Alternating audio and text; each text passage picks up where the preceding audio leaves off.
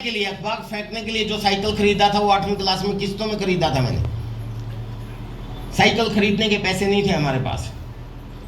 मेरे खानदान में किसी ने नया मोटरसाइकिल नहीं खरीदा था। आरसीएम में लीडरशिप अचीवर बनने के बाद पहली बार मैंने मोटरसाइकिल खरीदा। रॉयल्टी की ताकत समझ में आ गई इस बिजनेस की जब मुझे जॉनरिस हुआ। मेरे परिवार को भी समझ में आ गई। उसके बाद मैं इस बिजनेस के पीछे हाथ धो के नहीं पड़ा, पूरा नहा धो के पड़ गया। और मैं चाहता हूं आप भी इस बिजनेस के पीछे सर टॉप प्रायोरिटी पे लेते हुए पड़ जाएं। अपने नेटवर्क का निर्माण करें। लोगों को इस बिजनेस की जरूरत है और आपको भी जरूरत है, इसको समझो। पैसिव इनकम चाहिए आपको। यस पूछ नहीं रहा हूं, बता रहा हूं। आपको चाहिए ही चाहिए। आपके बच्चे हैं, उन बच्चों को आने वाले समय में आपका काम समझ में आएगा कि नहीं आएगा पता नहीं है।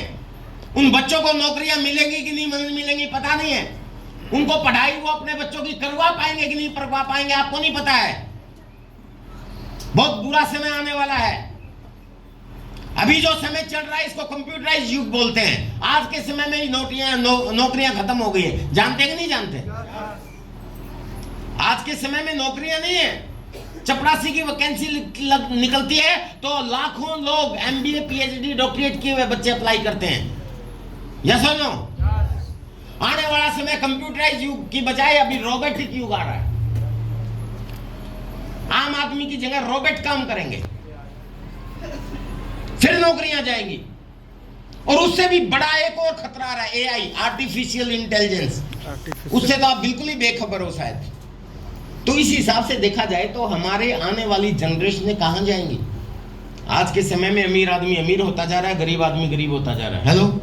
और हम सारे लोग जो है ना गरीब लोगों में आते हैं। ये गलत फहमी छोड़ दो कि हम लोग मिडिल क्लास फैमिली के लोग हैं। हमारा स्टैंडर्ड जरूर अप हो गया। हमारे पास मोबाइल आ गए, एक की बजाय दो मोबाइल रखने लगे हम लोग। हमारी काम वाली भी मोबाइल रखती है, हमारा दूध वाला भी मोबाइल रखता है। लेकिन हमारे दादाजी के पास तो मोबाइल नहीं था। इसलिए आप ये मत सोचो हाँ जी मैं तो ठाठ कर रहा हूँ। आप तो पैंट शर्ट पहनने लगे, जूते पहनने लग रहे। आपके दादाजी तो फटी हुई धोती पहनते थे। इसका ये मतलब नहीं है कि हाँ आप अमीर हो गए, नहीं। आपके दादाजी के पास तो साइकिल भी नहीं होता था शायद, लेकिन आपके पास मोटरसाइकिल हो गया, छोटी कार होगी। इसका ये मतलब मत समझो कि आप अमीर हो रहे हो, नहीं, आप गरीब हो रहे हो। आपके दादाजी के पास अगर 100 एकड़ जमीन थी ना, बेशक वो फटी हुई धोती पहनते थे, लेकिन उनके पास 100 एकड़ की जायदाद थी। यस और नो? अगर उस दादाजी के 10 बच्चे पैदा हुए तो 10 में 10-10 एकड़ बाटा आ गई। यस और नो? यस 10-10 हिस्से बने।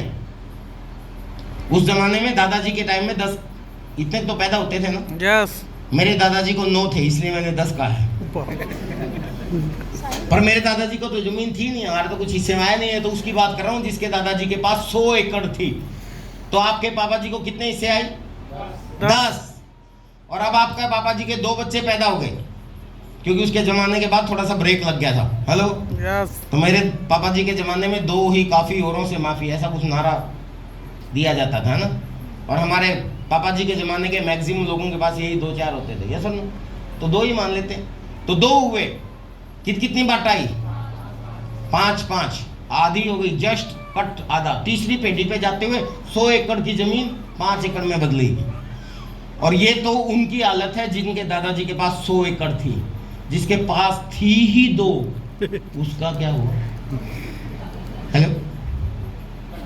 अब आप सुन लो। हाँ, कट्ठे में बात नहीं, फ्लोर पे बात आ गई। प्लॉट तेरा, फिर बाद में फ्लोर पे बात आ गई। और बहुत से लोगों की तो बात चम्मच प्लेट पे आ गई, कटोरी तेरी चम्मच मेरी। समझ रहे हैं? यस तो स्टैंडर्ड आपका जरूर हाई हुआ है, लेकिन सॉरी मैं आपको जगा रहा हूं, आप अमीर नहीं हुए हैं।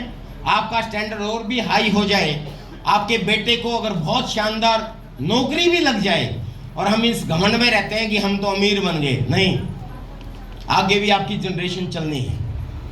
आपका बेटा आज मेहनत कर रहा है, कल को आपके पोते को भी मेहनत करनी पड़ेगी। हेलो? यस क्या आप कोई ऐसा काम कर रहे हैं जिसमें पैसिव इनकम आ सके? आरसीएम बिजनेस वो काम है और वो हो सकता है। इसके लिए ना सही अपनी जनरेशन के बारे में थोड़ा सा सोचिए।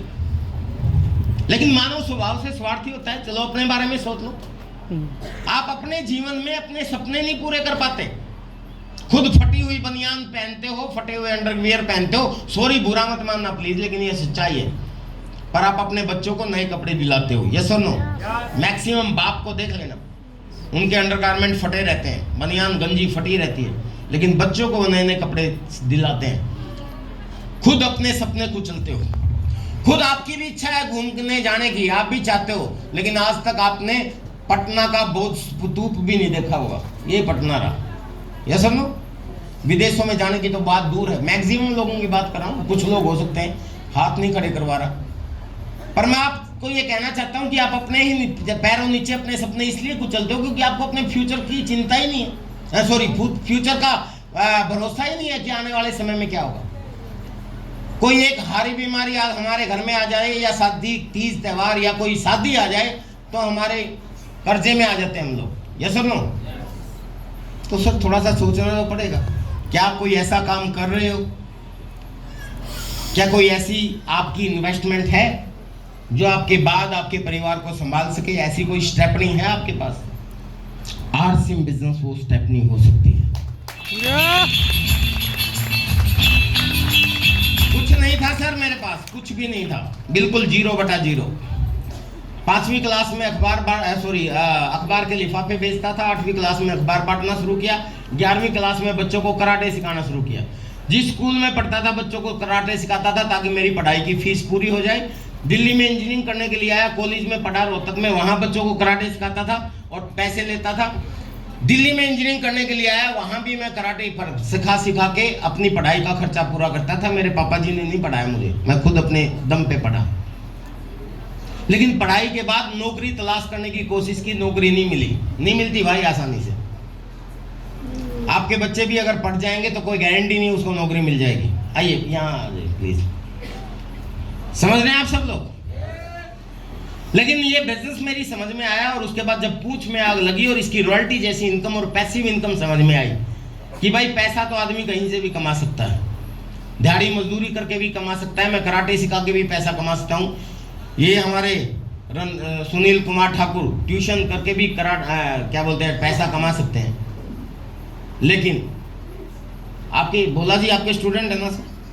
जब मैं पहली बार आया था ना यहाँ पे, तो इनकी कोचिंग सेंटर चलता था सीतामढ़ी में और भोला जी इनको फीस देते थे, आप पढ़ने के लिए आते थे। अब कितनी फीस देते हो इनको? हेलो, ये इन्होंने इनको पढ़ाया, जब ये पढ़ते थे तो इनको फीस जाती थी, अब जाती है नहीं। लेकिन इन्होंने इनको एक दिन आरसीएम पढ़ा दिया, अब लगातार फीस ले रहे हैं। हेलो, ये ताकत है। तो पावर ऑफ आरसीएम और पावर ऑफ नेटवर्क, इसको आपको समझना है। समझ रहे? मैं आपको मोटिवेट नहीं कर रहा, थोड़ा सा जगाने की कोशिश कर रहा हूं। नौकरी नहीं मिली मुझे, फिर अपना काम शुरू किया कर्ज उठा के, पापा जी की जिंदगी भर की कमाई लगा दी और एक कंप्यूटर सेंटर खोला था। सुबह से शाम तक गधे की तरह बैठा काम करता था। सुबह 5 बजे कराटे सिखाने के लिए मुझे जाना होता था, रात के 8 बजे तक कंप्यूटर सिखाने, समय ही नहीं था अपने पास। लेकिन 8 फरवरी सन 2001 को आरसीएम बिजनेस मेरी जिंदगी में आया, प्लान दिखाया गया जैसे आपको दिखाया था, समझ में कतई नहीं आया, पर फिर भी ज्वाइन कर लिया क्योंकि एक बात समझ में आई थी कि नुकसान नहीं है। हेलो, और आप जितने लोग नए यहाँ बैठे हैं ना सर, काफी लोग नए हैं, आपको भी ये कहना चाहता हूँ कि आप इंसान हैं सभी लोग, और इंसानों को बड़ी बड़ी बात और अच्छी बात एकदम से समझ में नहीं आती, ये मैं जानता हूँ, ये सच है। हो सकता है आप में से भी बहुत से लोगों को यहाँ मैं जो भी बोल रहा हूँ ये समझ में ना आए, पर एक चीज जरूर समझ के जाना, बड़ी बड़ी बातें भले ही ना समझ में आए पर छोटी छोटी चीज हम समझ जाते हैं। तो मैं पहले छोटी सी चीज आपको समझा देता हूँ, और छोटी सी चीज ये है कि इस हमारे आरसीएम बिजनेस के अंदर आने से कम से कम किसी का नुकसान नहीं हो सकता है तो सिर्फ फायदा हो सकता है। हमारे हरियाणा के बड़े बुजुर्गों ने एक बात, इस काम के करने में नुकसान की अगर कोई संभावना ना नजर आए और फायदे की थोड़ी सी भी गुंजाइश न कर देना चाहिए। यही चीज पहली बार प्लान में समझ में आई। उन्होंने कहा जी इस दुकान को छोड़ दो, इस दुकान को अपना लो, इस दुकान से सामान खरीदते हो तो उसका बिजनेस बनता है, इस दुकान से सामान खरीदोगे तो आपका बिजनेस बनेगा, आपको पैसा आएगा। उस दुकान से सामान खरीदते हो उस दुकानदार को पैसा जाता है, आरसीएम की दुकान से सामान खरीदोगे तो आपको पैसा आएगा। तो मैंने शक किया स्टार्टिंग में, क्योंकि इंसान की आदत है वो पहले शक करता है कि शायद ये झूठ बोल रहा है। उन्होंने कहा कि ये आपकी दुकान है, इससे सामान खरीदोगे तो आपको पैसा आएगा। मैंने सोचा हो सकता है झूठ बोल रहा, नहीं आया तो आज से पहले कौन सा आ रहा है? हेलो भाई, यही सोचा मैंने, नुकसान तो कुछ है नहीं। जब आज से पहले कौन सा आ रहा है, आज से पहले ही नहीं आया, आगे भी अगर नहीं आया तो कौन सी तोप चल जाएंगी। और यही चीज समझ के सर इस बिजनेस को ज्वाइन किया था, पार्ट टाइम काम करना शुरू किया। धीरे धीरे इस तरह की मीटिंग में आए, इसी तरह सीनियर लीडर्स की बातें सुनी, किसी का अनुभव सुना, किसी के काम करने का तरीका देखा, किसी की अचीवमेंट देखी, किसी का कुछ समझ में आया, किसी का कुछ समझ में आया। और धीरे धीरे जब खुद को लात लगी, जब मेरे को जॉन्डिस हुआ, तब और अच्छे तरीके से परिवार को भी समझ में आ गया। उसके बाद मेरे पूरे परिवार की फुल सपोर्ट मुझे मिली। मेरी बीवी ने भी कहा कि चिंता मत कर, तू कितने ही दिन बाहर रह लेकिन बिजनेस को बिल्ड कर। मेरे माँ बाप ने भी कहा कि हाँ, हमारी समझ में आ गया कि बेशक हमने तुम्हें पढ़ाने में लाखों रुपया खर्च कर दिया हो, बेशक तूने 14-15 साल मेहनत की हो, वो एक तरफ, लेकिन बिजनेस उससे भारी है। आप बिजनेस करो, चिंता मत करो, ये बिजनेस बहुत बढ़िया है। और तब मैंने पीछे मुड़ के नहीं देखा, काम करता रहा। और आज मैं क्या हूँ ये आप सबको पता है। मैंने आपको बताया था गाड़ियों की लाइन लगी हुई है। घर जहाँ मेरा कोई घर नहीं था, जिस कॉलोनी में अखबार बांटता था उस कॉलोनी का सबसे शानदार घर मेरा। उसके बाद मेरे बच्चों का एडमिशन हुआ, वहां से लगभग 8-10 किलोमीटर दूर शहर के दूसरे कोने में। बच्चों को 2 घंटे जाने में लगते थे, 2 घंटे आने में लगते थे। डेली का लगभग 4 घंटे 5 घंटे खराब होता था। मैंने स्कूल के सामने घर खरीद लिया, पावर ऑफ आरसीएम बिजनेस। अभी रुको। उसके बाद बच्चों का दिल्ली में एडमिशन हो गया, मैंने दिल्ली में घर खरीद लिया। उसके बाद बच्चों का एडमिशन बहादुरगढ़ में हो गया, मैंने बहादुरगढ़ में खरीद लिया। इसके बीच में प्लानिंग हुई कि रोहतक में पढ़ाऊंगा, तो रोहतक में एडमिशन करवाने से पहले ही घर खरीद लिया था। वो तो बेचारा खंडर हुआ पड़ा है। हेलो, 2-3 साल में जाके संभालता हूँ, ऐसे ही पड़ा, बना भी दिया, खरीद भी लिया, बना भी दिया, ऐसे ही पड़ा है। उसके बाद बहादुरगढ़ में एडमिशन हुआ, बहादुरगढ़ में घर खरीद लिया। अभी गुड़गांव में गुड़िया का एडमिशन हुआ मेरे का, मेरे अपलाइन गुड़गांव में चले गए, तो अभी गुड़गांव में घर खरीद लिया। एक आम आदमी जिंदगी भर गधे की तरह काम करके एक घर नहीं बना पाता। हेलो, यस, मैं आपको ये बता रहे चाहता हूं कि मैं तो कुछ भी नहीं था, आम से भी नीचे था। आप सारे लोग आम आदमी हैं, मैं तो बिल्कुल मिडिल क्लास नहीं, लोअर मिडिल क्लास नहीं, गरीब घर का लड़का हूं, जिसका कोई घर नहीं, कोई जमीन नहीं, कुछ नहीं। और मैं अगर यहां तक पहुंच सकता हूं तो यहां बैठा हर शख्स पहुंच सकता है, बस आपकी पूंछ में आग लगनी चाहिए। हेलो, तैयार है? कारण समझ में आना चाहिए कि क्यों करे आरसीएम। मेरे सामने जरूर थी, मुझे पता था कि ये बिजनेस मेरी जिंदगी बदल सकता है, इसलिए किया। आपका ठीक ठाक चल रहा है, इसलिए शायद ढंग से नहीं कर रहे। हेलो, सॉरी टू से, मैं सबको नहीं कह रहा हूं, ऐसी ही चीजें अंदर लगती है तभी हम लोग काम करने के लिए तैयार होते हैं। मुझे भी एक मीटिंग में एक लीडर ने इसी तरीके से डांट के चीज बोली थी स्टेज पे, कि बहुत से लोग बोलते हैं, मतलब मुझे भी प्लान दिखाते हुए पहले शर्म आती थी। किसी को मैं अगर आरसीएम की प्लान दिखाता तो यूं एजिटेशन करता था कि यार ये सामने वाला क्या कहेगा, कि यार तू कपड़े बेचता है, जैसे वो तो सामने वाला क्या, मेरी पत्नी बोलती थी, बोलो, उसको शर्म आती थी अपने मायके में, क्योंकि उसके गांव में ये प्रचार हो गया था कि हमने कंप्यूटर इंजीनियर के पास शादी करवाई थी इस लड़की की, और वो तो कपड़े बेचने लग गया। ये सच में मेरी पत्नी मुझे बोलती थी, ये सच है, मेरी पत्नी मुझे भी शर्म आती थी कई बार प्लान दिखाते हुए। लेकिन एक दिन एक स्टेज के ऊपर एक लीडर आए, उन्होंने बड़ा तीर मारा हमें।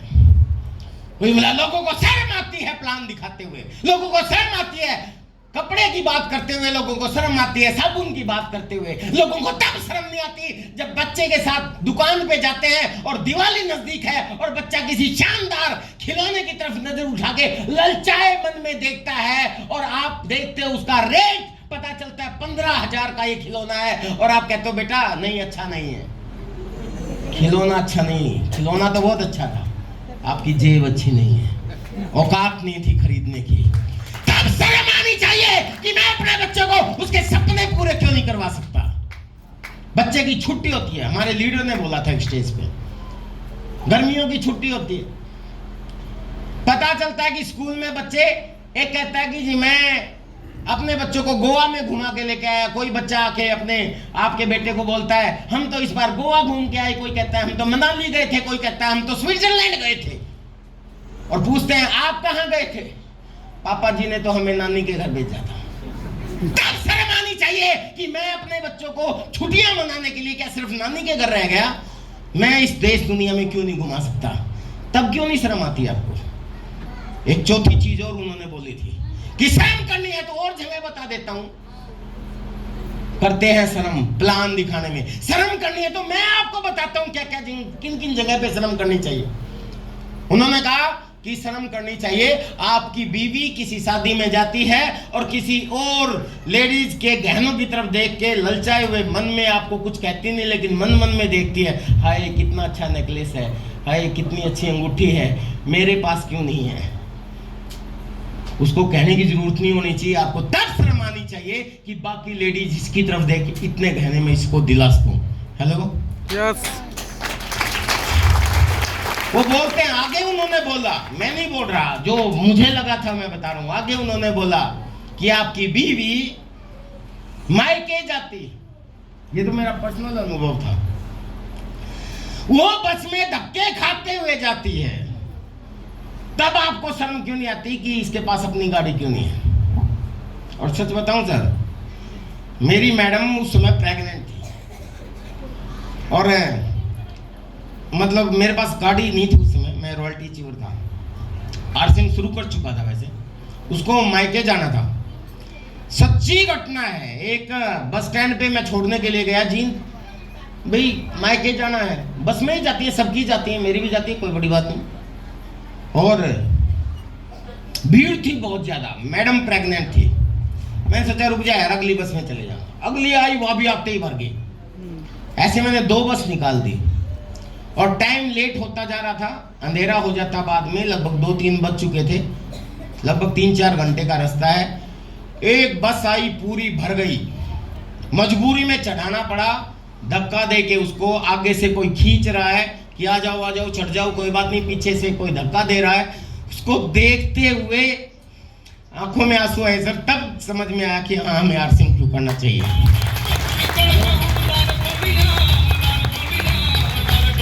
मतलब शर्म तब आनी चाहिए कि हम अपने बच्चों को ये खुशियां क्यों नहीं दे सकते। आज दे दिया सर सब कुछ, आज मेरी पत्नी की इच्छा होती है छोटी गाड़ी निकाल के चलती है, उसकी पत्नी की इच्छा होती है बड़ी गाड़ी निकाल के चलती है, उसकी इच्छा होती है और बड़ी गाड़ी निकाल के चलती है, पूरे गांव में किसी की पत्नी गाड़ी में नहीं आती, अपनी पत्नी जाती है, शानदार।